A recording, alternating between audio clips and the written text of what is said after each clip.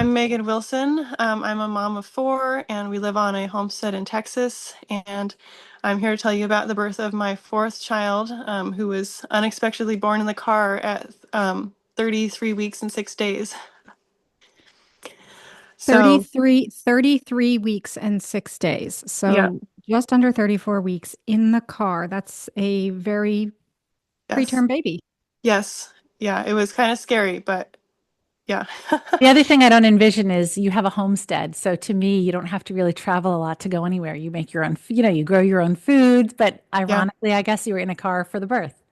Well, we were on the way to the hospital. We were rushing to the hospital because she was so early, and Oh, I didn't know if she would be okay. So, oh. yeah, my midwife had said that she wouldn't attend a birth that was not at 37 weeks. And she said, if labor starts, you have to go to the hospital. So that's why we were in the car. But her whole pregnancy was just so much different than my other ones, too. We had placenta previa with the whole beginning of the pregnancy.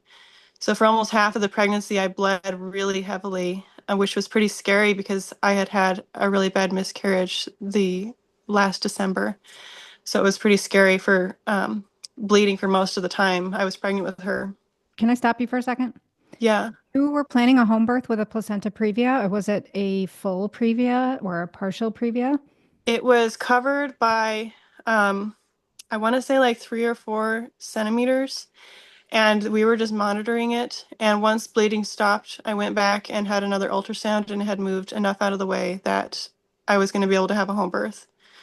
But I had had a partial placenta previa with my son Demi when I had last time I was on your podcast, but his wasn't as covering, and I didn't have any bleeding with him, so it was pretty crazy how much bleeding I had with her. Yeah, the important thing for everybody to know here is that a lot of women are diagnosed with placenta previa and think that they can't have a vaginal birth or they can't have a birth center birth, or many midwives will turn them away from a home birth. But more often than not, that previa moves away from the cervix, and giving birth wherever you wish is a viable option. Hmm. Yeah. Yeah, and the be actually when I was very first pregnant with her, I kept having these dreams over and over again.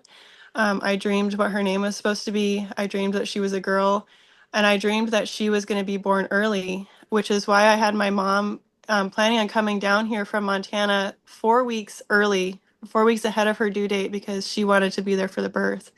But she still wasn't there in time. She ended up missing it, which was pretty crazy. We recently did a birth story interview with a mom who also had a premonition in her pregnancy that she was going to have a shoulder dystocia or a complication. I don't think she Oh, no. actually thought shoulder dystocia, but she thought there was going to be some significant complication Yeah. in the birth. And she had a shoulder dystocia. Yeah. It's Sometimes you just know. fascinating I know. mother's intuition. But it's the interesting thing is it's always there's a lot of fears that mothers have in pregnancy too. And I don't want mothers thinking that just because they might have a fear of something that comes up in birth, that means it's a Right. premonition. So how did you know that that was a real premonition and not just an anxious worry? Because I wasn't afraid of it when it was happening or when I was dreaming it. It wasn't none of the dreams were fearful. And when I'd wake up, I wasn't feeling anxious about it. It was just like this is how it's going to be, and um it was going to be fine. Like I dreamed that she was healthy and what her name was going to be. And so it was never something I really worried about, but I believed it enough that I was having my mom come down early, so I thought for sure it was going to happen, but I just didn't think it was going to happen quite that early. I think that's an important distinction for people to understand about intuition. Usually, when it's a real intuitive thought or a premonition, there isn't fear around it. If there's a lot of fear and worry around it, it's generally more of, an anxious thought. Right. Yeah.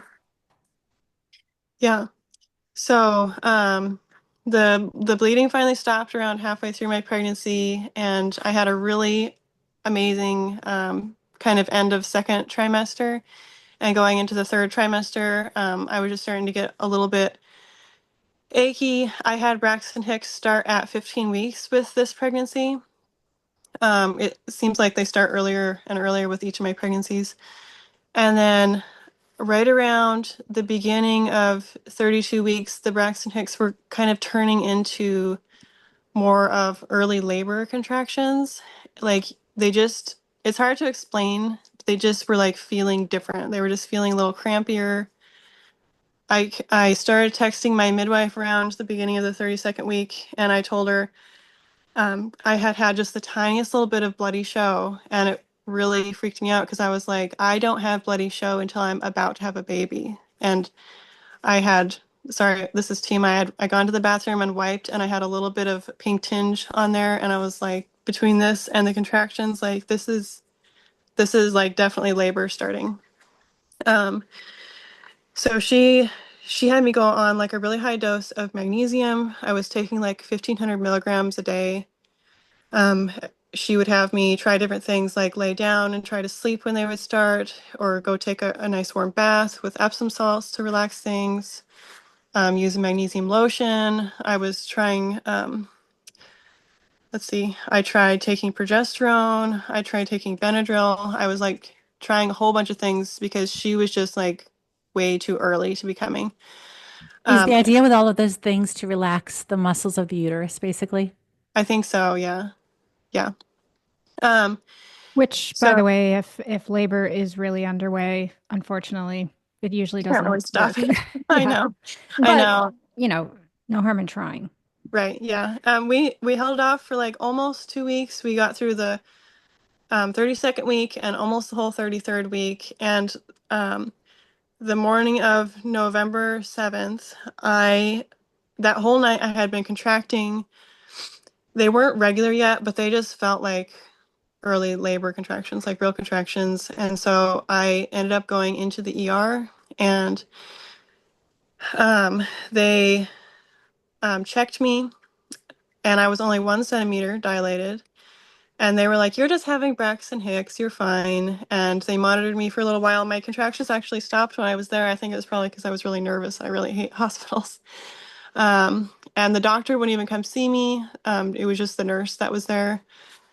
And they were like, "You're just 1 centimeter and you're just having Braxton Hicks and you're fine. So go home and rest." And I was like, I was really trying to tell them like, this is my fourth baby. Like, I really know what this feels like by this point. And they've stopped now. I realize they've stopped now, but this is like serious. And they were like, "No, you're fine." I was kind of trying to see if they would be willing to do a steroid shot to develop baby's lungs faster, because I just knew things were not gonna last very much longer. Did you ask for that and they said no, or did it Yeah, not even come up? my midwife had asked or had told me to ask if they would do that or if they recommended that, and they were like, "No, I don't think that you're gonna have the baby anytime soon. You're only 1 centimeter," and they wouldn't do it. Which, I mean, looking back, I'm glad they didn't, because there can be side effects to the steroid shot, and she ended up being just fine. So I am glad that it worked out that way. But they just did not take me seriously at all. So it was kind of frustrating. Um, but as soon as we left the hospital, my contractions started again, to where like we went out and got Chipotle because someone was watching all our kids. We're like, let's go have lunch together. And I had to stop walking several times because the contraction would hit me so hard. But they ended up checking me twice while I was there, so they probably did like disturb the cervix and stimulate things to start even more than they were already.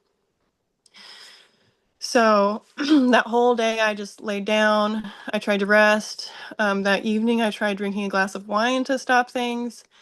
But everything was like so irregular. Like I'd go like an hour or two sometimes without a contraction. I might have a 10-second contraction. I might go a minute without having a contraction, and they'd have a 90-second contraction. They'd be so like all over the place.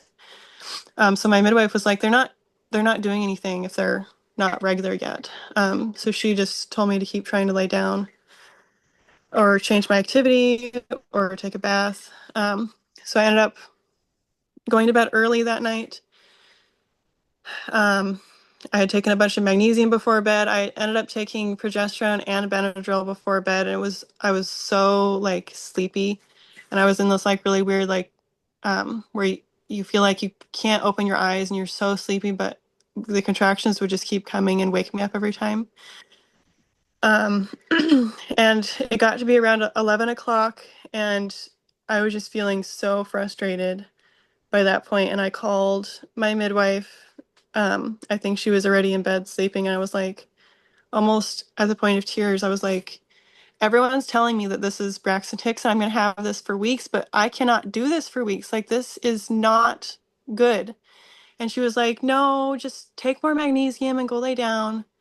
It seemed like she really didn't believe me either. I was like, I can't take any more magnesium. I've like already taken so much today. Um, so I tried to go lay down again. I ended up texting her like probably half an hour later and telling her like, I really don't think that these are Braxton Hicks.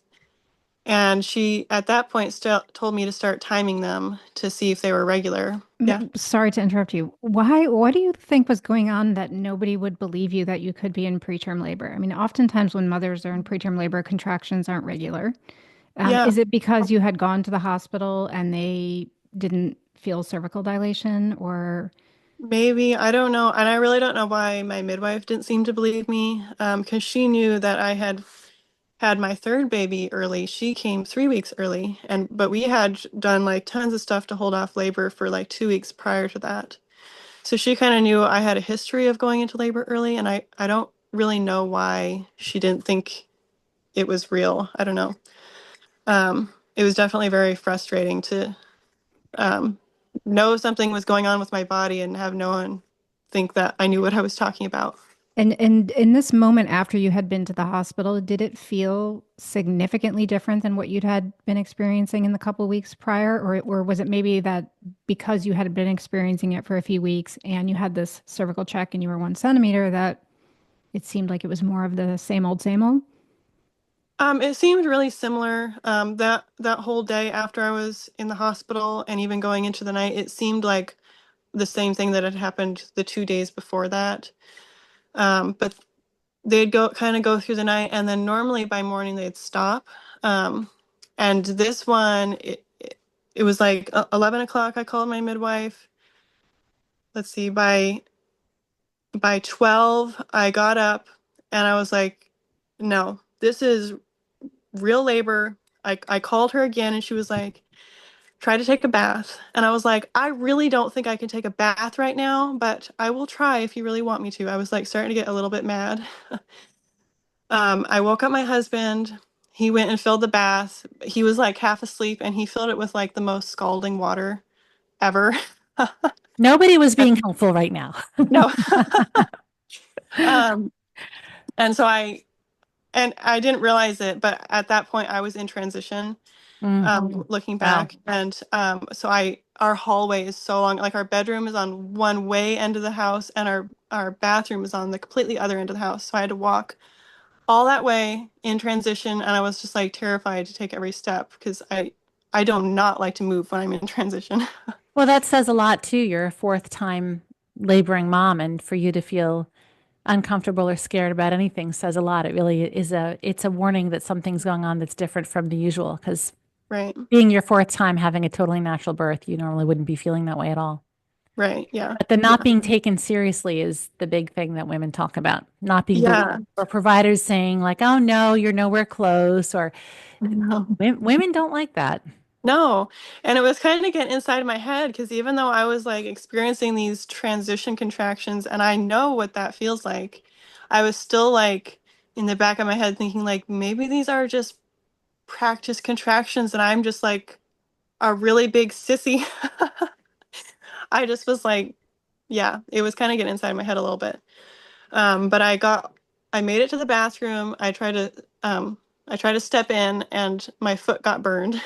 Mm. And I was like, what are you doing? You have to adjust the water. And he like woke up all the way at that point. He realized like things were real. And he was like trying to drain the water and refill it with the right temperature. And at that point I was like, no, just turn it off, drain the water. We have to get in the car right now and go to the hospital. I called the midwife again. I was like, we are going to the hospital and you need to meet us there because I'm about to have a baby. And we live 35 minutes away from the hospital. Um, Luke called his sister, who lives just a few minutes away from us. He was like, come here, please, and sleep in the guest room and watch our kids. And we just got in the car and left. I What time remember, was this? What time was this? Night? yeah, it was like 12:15, maybe 12:30, around there. And getting in the car was like the worst part of the labor, having to walk down our steps and climb up in the car. Like, I just feel so bad for women who have to like get in the car when they go into labor to go to the hospital, because it's like the worst thing ever to get in the car, and have to sit. And normally my husband helps me so much with getting through the painful labor contractions, but he was driving, so he couldn't help me. We started going down our driveway, and the electric fence had fallen over the driveway, so he had to stop and get out and like fix the fence. And I was like sitting there like, what are you doing? I was like so upset. um, and we started driving, and he normally this drive takes like half an hour, and he got there in like 15 minutes. Like, he was driving so fast, and it was Wow, that's quite a time savings. 30 minutes down to yes, 15. yes.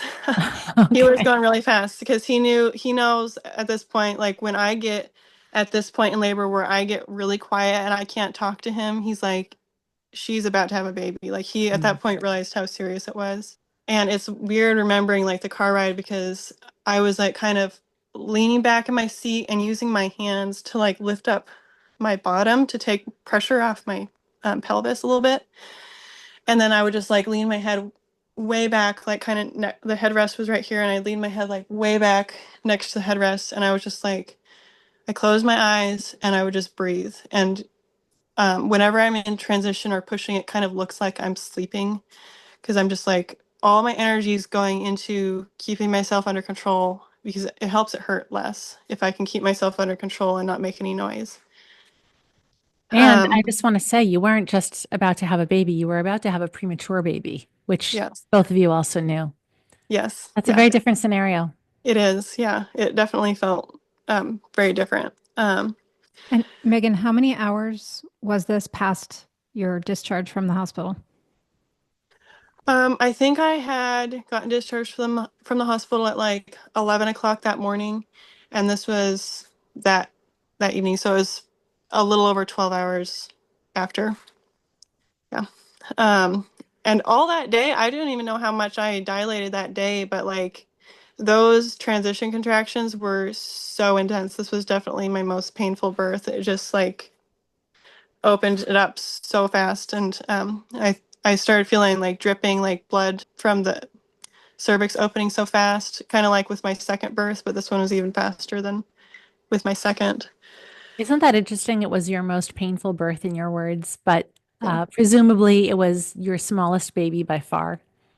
Yeah, smallest baby and fastest birth, but I kind of find that those fast births, they Yeah. just hurt so much more because They're your body's wildly having to open intense. faster. Yeah. Yeah, yeah, they're very, very intense.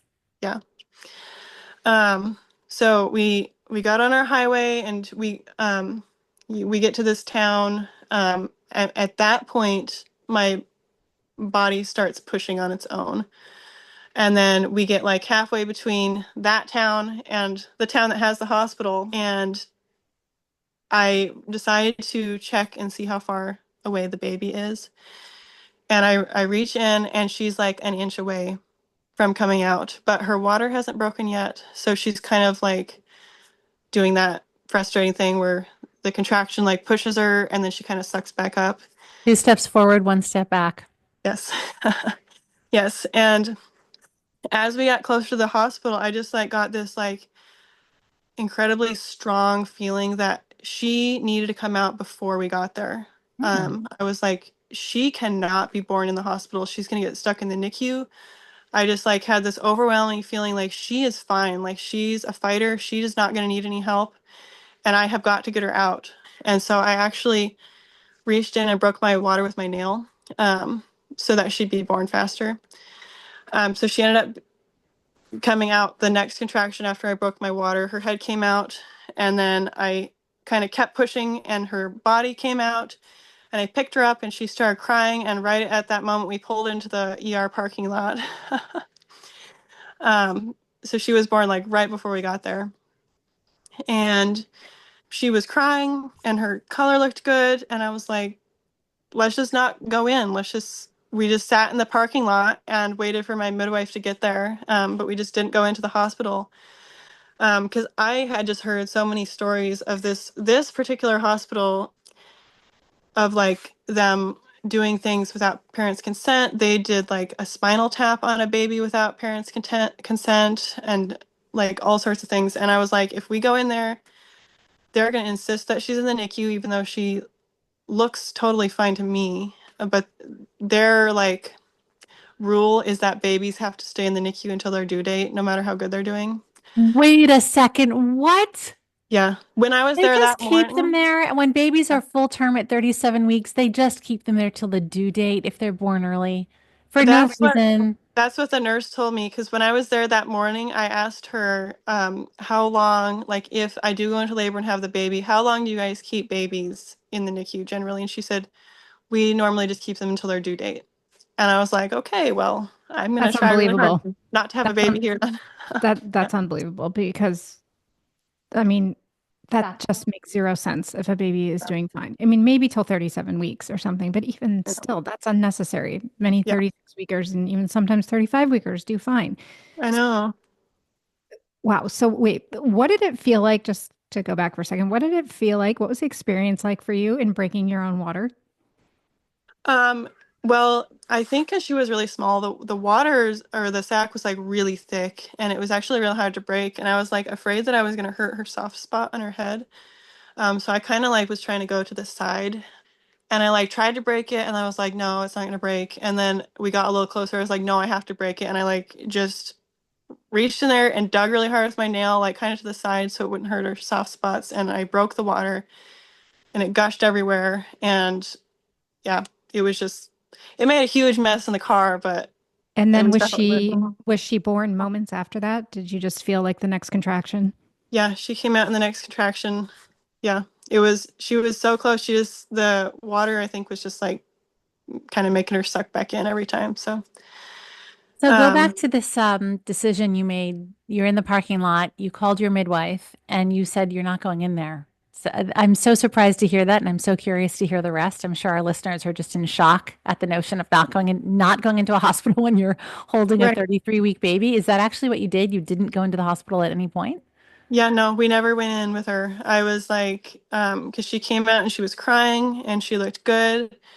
And I was like, and I remember thinking, like, with one of my other pregnancies, like, if I ever have an early baby, I think I'll just go to the hospital parking lot and have the baby in the car and just not go in and because we're right there if we need help. Like, we could get help immediately, but I don't want to get stuck in there if I don't have to, you know? That's the first I've ever heard of a woman willing to plan on a car birth. Right. Yeah. Yeah, and well, the other thing this hospital does is they start all preemies on 2 antibiotic IVs, no matter what. And then the next day they will test them to see if they actually needed them. And if they don't need them, then they'll take them off. I'm like, we are not going to start her life off with antibiotics. Like, no way. I was like, That that was a very bold and brave move of you to just decide to have her in the car, knowing that, she may struggle with breathing. I guess you knew that you could go into the hospital if that were the case, but yeah, it's just so, it was such a powerful move. Like, but you totally trusted yourself. You just knew it's like you had a download from the yeah, universe saying, it's okay, do yeah, this. And you were like, I got to take care of this right now in the yeah. car, and we're not going Well, in there. What a difference it made. I was know. it okay, or did you just get lucky? Is that not a legitimately risky thing to do, or is there not any particular concern with a No, premature it baby, in is. your opinion? And so then, was it risky to do this, or was there really a way for Megan, as the mother, to know she didn't need to go in? I mean, Megan, can you talk about that whole part of this? Sometimes it would make sense to go in. I mean, the red flags of that hospital were definitely pretty significant, and it's very Mhm. cool that it worked out the way it did. But what about that little possibility of, like, I guess you left it in the hands of your midwife. You trusted your midwife to make that assessment. Is that it? Yeah, I mean, it took her 20 minutes to get down there because she lived even further away from the hospital than we did. But I was she was asking me questions on the phone, like, is the baby doing this? What's her color? She was hearing her crying. And like I would have felt a lot more scared to do that if we weren't like right there. Like we could have run in the ER door and gotten her help immediately.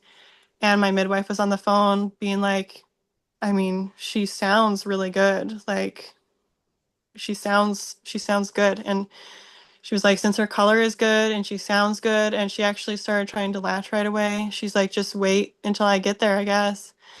And yeah, it took her like I want to say 15 or 20 minutes to get there. And I looked her over a little bit and she was like, my birth center's only like 5 minutes away. Let's just go to the birth center and give her like a full check over and make sure she's latching and make sure her oxygen's good and everything. And then we can always bring her back here if she's just not quite doing well enough. Instead of going all the way back to our home that was like 35 minutes away. So we took her to the birth center and she put on the oxygen thing and she was listening to her lungs and checking her pulse, and she was just like doing so well. She had like, at first it was like just a little over 90% oxygen. And then as she was, out for longer, it was like staying up at 100.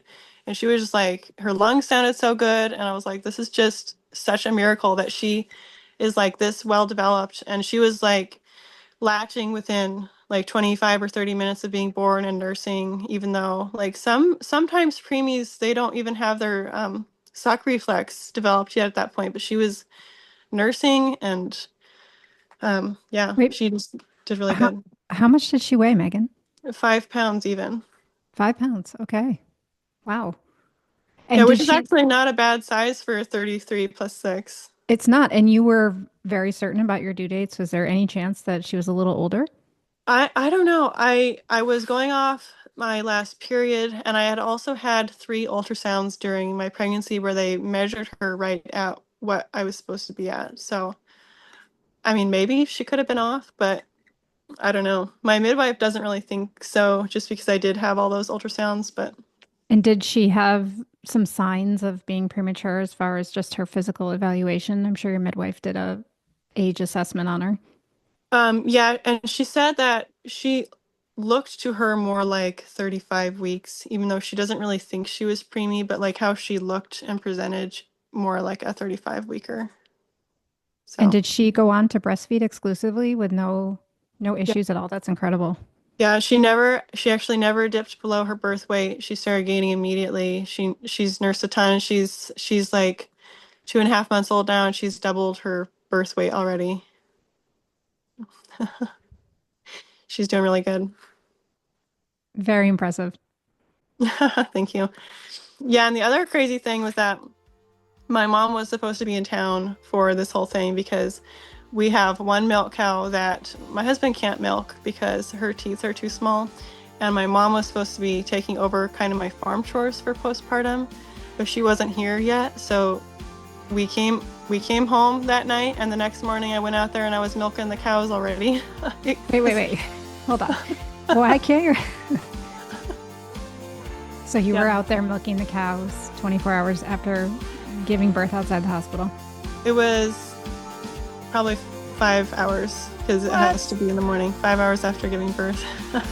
Megan, do you love this birth story, or like how do you feel when you think about it? Do you love it now that it's behind you, or do you just kind of shiver and think, oh my gosh, that I would never want to go through that again? How do you feel about it? I really love it. I think it's probably my most empowering birth so far, just because I had such strong intuition, even though everyone else was telling me something else. And I just listened to my body, and it just feels so good to know that I listened and my body knew that she would be fine. And yeah, it was really cool.